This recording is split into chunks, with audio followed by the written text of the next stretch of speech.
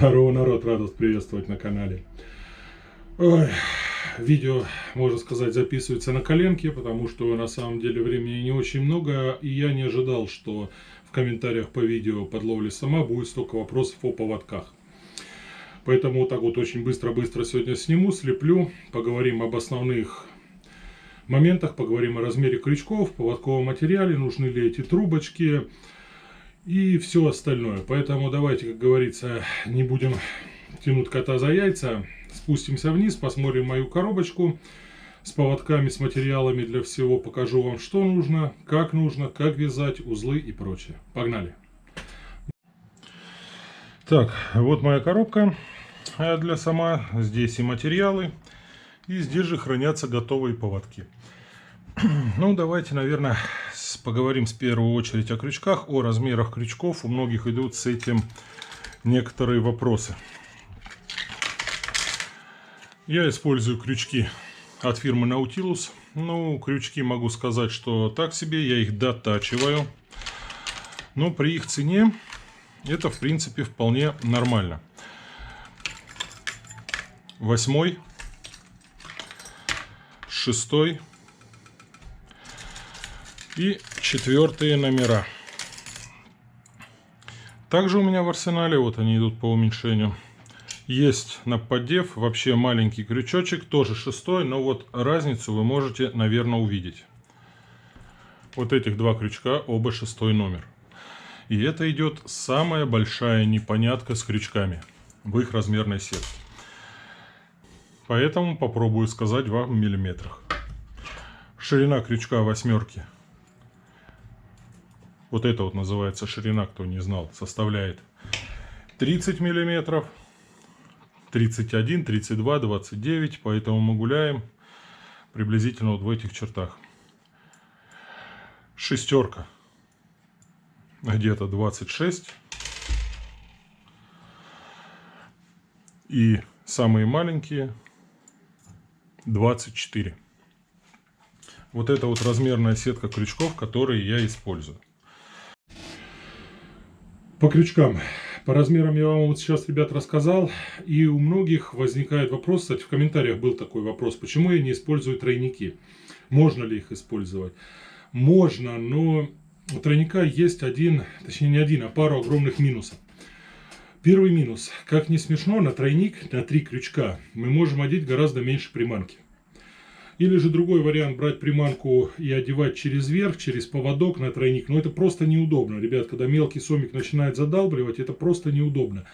Поэтому на тройнике одеть большое количество приманки невозможно. Или же получится, чтобы она свисала вниз бахромой. Но такой вариант мне не очень нравится. Ее общипывают, а толку с этого нету. Поэтому, используя тройники или нет, это исключительно ваше дело. Я пробовал, мне не понравилось. Ладно, давайте продолжим. Посмотрим, что еще есть интересного. Также для поводков иногда, не всегда, мной используется силиконовый шланчик.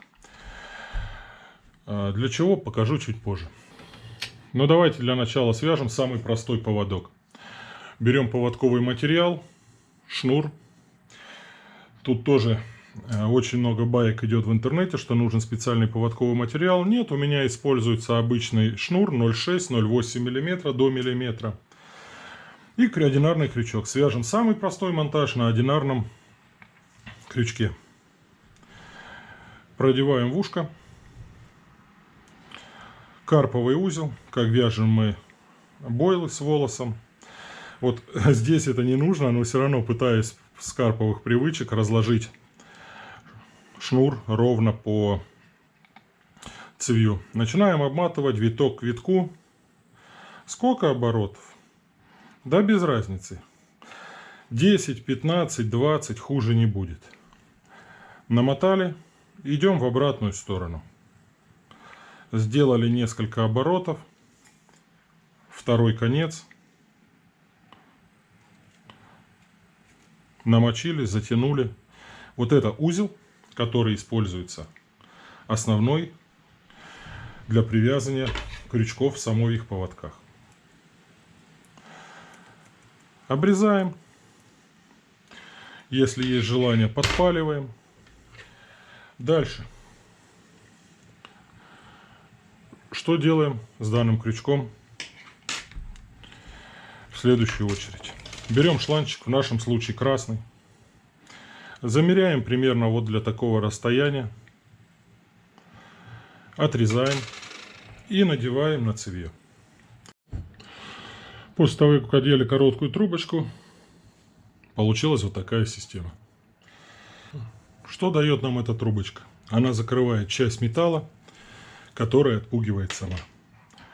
С другой стороны, обычным узлом, кому какой привычный, мы привязываем карабин. По факту получился вот такой коротенький поводок длиной сантиметров 40. Одинарный крючок я использую в основном для живца, двойные я не люблю, или для среднего сама. Но это самый простой поводок, в нем ничего такого интересного нету. Давайте мы его положим в его место и перейдем к моему основному, самому любимому варианту монтажа. Второй вариант монтажа мой самый любимый. Начинаем мы его вязать точно так же, как и первый, как я вам показывал. Но для него в виде нижнего крючка я использую номер 6. А вот трубочку оставляем чуть побольше. Вот видите, где крючок заканчивается. Для чего? Для того, чтобы второй крючочек, в моем случае это крючок номер 6, мы прикладываем вот сюда. Чтобы вот эта часть, где начинается изгиб, была чуть-чуть выше кольца. Прикладываем вот так. Смотрим. Продеваем жалом сюда. И выводим в обратную сторону. Вот что у нас получилось. Теперь, как привязываем этот крючок? Точно так же продеваем в ушко. Абсолютно так же, как первый. Подтягиваем шнур. Размещаем данный крючок, как нам необходимо.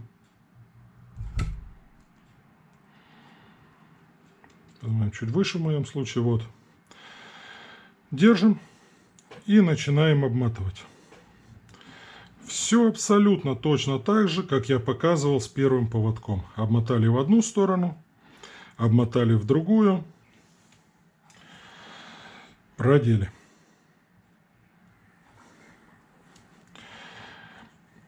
Но если вам уж очень не нравится данный узел, или вы боитесь за него, можете капнуть капельку клея. Что делаем дальше? Отрезаем небольшой кусочек еще трубочки. Чтобы легче ее было одевать, мы ее мочим.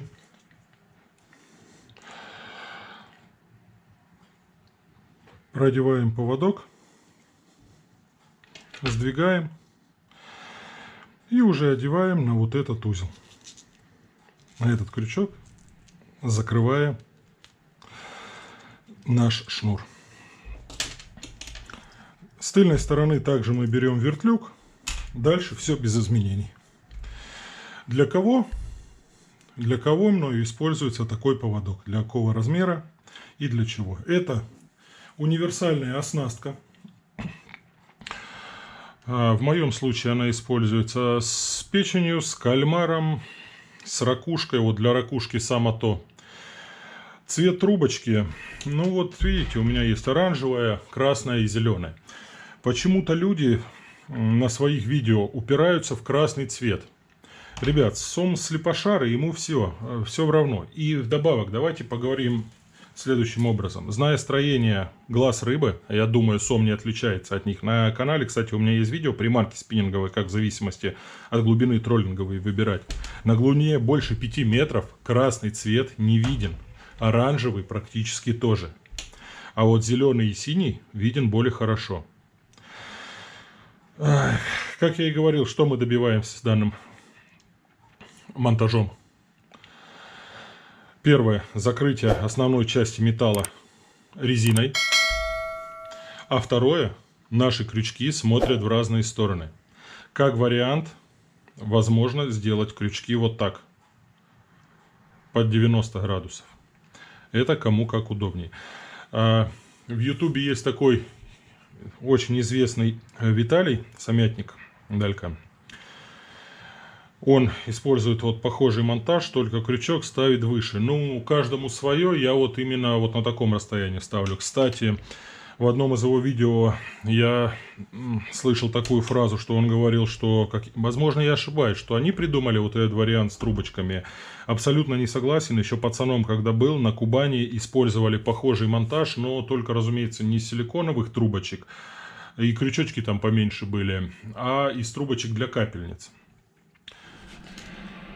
Более подробно, можно ли использовать крючки без вот этих резиновых трубочек? Можно. Я использовал, как я и говорил. Что дает эта трубочка? В первую очередь, она не позволяет крючкам разворачиваться в одну сторону. Для меня это важно. Ну и закрывает металл крючка, от которого тоже сом шугается. Это известно всем. И это не мои наблюдения.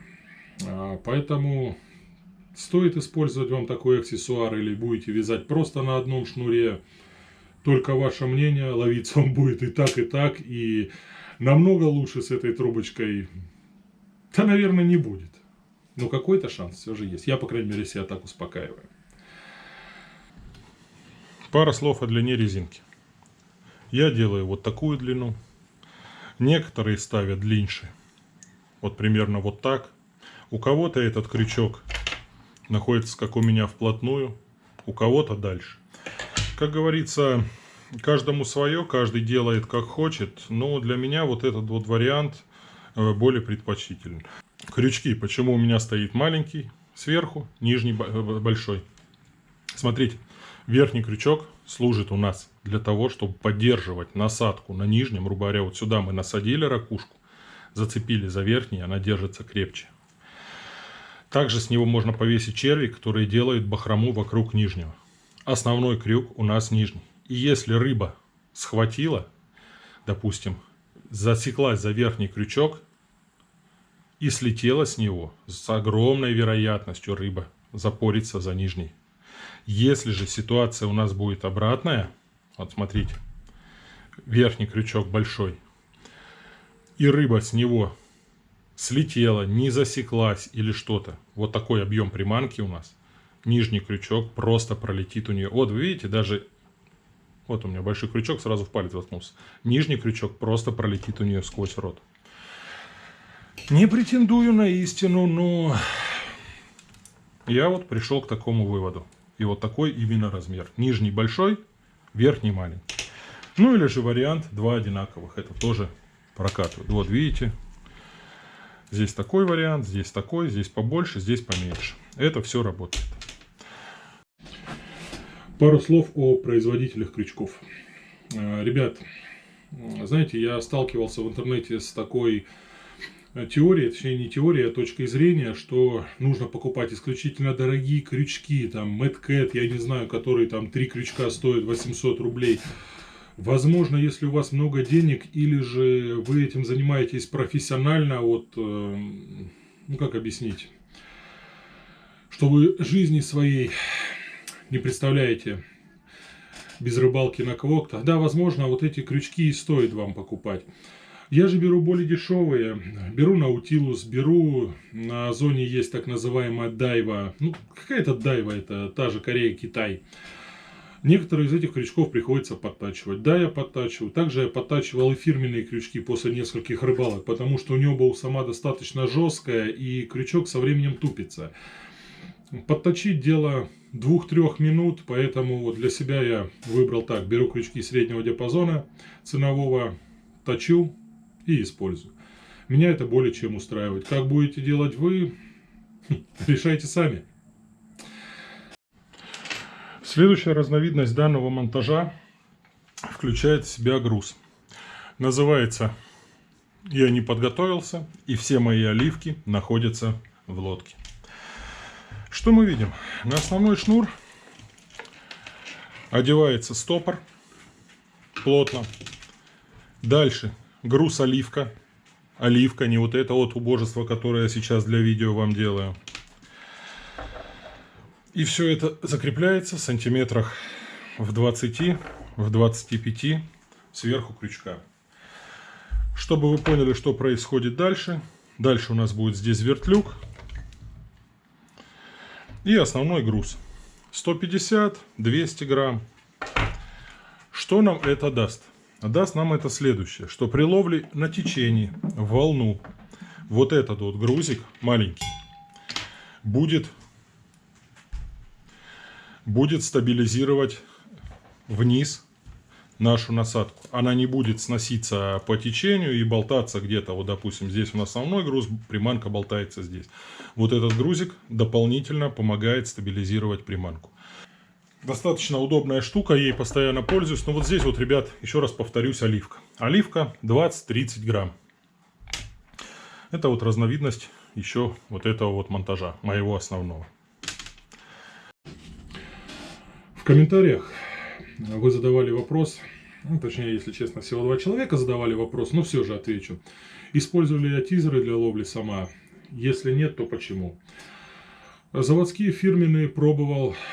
Разницы, если честно, я не заметил. Хуже от них не будет точно, но при их цене в 2000 рублей, это сейчас за самый рядовой тизер, я считаю это излишним. Многие, наверное, со мной не согласятся. Ребят, пишите в комментариях, если у вас есть положительный опыт ловли, именно что не клевало, поставили тизер, поперло как как с пулемета. Напишите, пожалуйста, с удовольствием ваше мнение выслушаю по этому вопросу. Сам пробовал, делал на одном из видео, возможно, видели своего рода не тизер, а замануху без бусинок, чтобы в воде, грубо говоря, она просто шевелилась, привлекала сама. Клевала, с ней клевала. Ну, так же, как и ловилась и без нее. Поэтому на данный момент считаю нецелесообразным. Я жмот и тратить деньги на такую штуку, пока я не готов. Ну вот с вами связали мы сегодня 3 моих основных поводка. Завтра, кстати, их на рыбалку возьму. Подведем итоги.